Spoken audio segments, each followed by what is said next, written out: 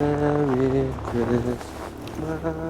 Christmas happened, Merry and New Year's came next. I hate 2015. All of these things usually a pretty good indication for me that my birthday is right around the corner. At the end of February, I turned 25.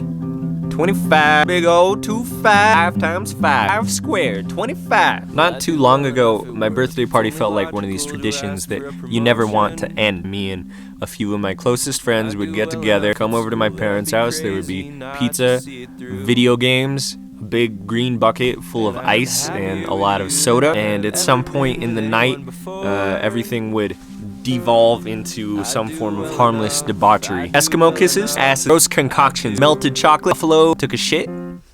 So we would joke that even when we were adults, grown up, we would take a break from our wife and kids and come back to my parents' house and have this birthday party. But time has a way of changing things. I'm pre-diabetic, and my most recent birthday party, we went out to a sushi restaurant and we paid on like 100 different checks, and it made the waitress nearly have a heart attack. And I'm not even sure why I did it, because I don't like sushi that much.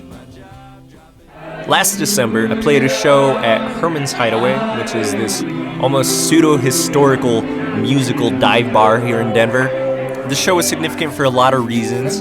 For one, it was my friend Vanessa's final show before she moved away to Nashville. Two, I called Andrew fat. I heard their guitar player got fat.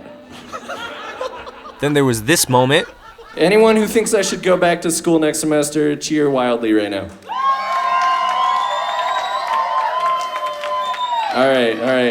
Anyone who thinks I should drop out and just spend more time on music, cheer wildly now. Most significant of all of these things was that this was probably the last show that I'll ever play with my friend Jake. Something meaningful about our friendship so that I can put it on YouTube, okay? Afro Nibbles! Jake and I have been good friends since high school, and he was really the drummer of all of the bands of my youth. He finally did move to Boston this last May, and I doubt that he's going to fly back out for my birthday party. Time has a way of changing things. Anyway, despite the audience's lackluster support, I did decide to quit school. The decision probably predated the Herman show by about a week or so. My girlfriend bought me tickets to go see the band The Head and the Heart at the Ogden Theater. Ogden Theater was significant because it was the first place that I ever played live music, and that first live show was a turning point for me. So much fun that I knew that I had to continue to try to do it for the rest of my life, to the detriment of my friends and family and everyone else around me. So anyway, there I was in the Ogden Theater, and this band is playing this incredible, beautiful music on this stage, the place that I fell in love with the idea of being a musician. Even though I pretended to think it over for a few weeks or maybe a month after that, I think I decided on the car ride home that I wasn't going to be returning to school the following semester. December. Maybe it's just human to conceptualize life as a kind of a narrative with themes and literary devices and significant events that further a plot, pushing our main character towards some kind of goal, some greater end. I don't think that it's selfish to think about life this way.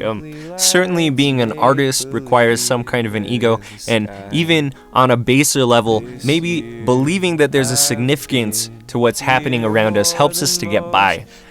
I know that I have a hard time thinking about just being a spot on a speck, on a rock, in a blip of a moment. And maybe this is why people cling to New Year's, or birthdays, friends moving away, starting something or ending something. These are huge, concrete moments of change. Maybe these are plot points just begging us to poke at them and probe at them until we find their greater significance. So recently I took a survey, and in it I had to divulge the fact that I am almost 25 and I barely make any money and I still live with my parents. But one of the last questions on the survey was, what percentage of your meager income comes from your art?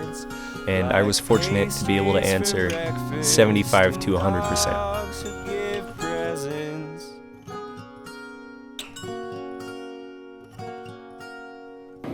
Fruit Nibbles.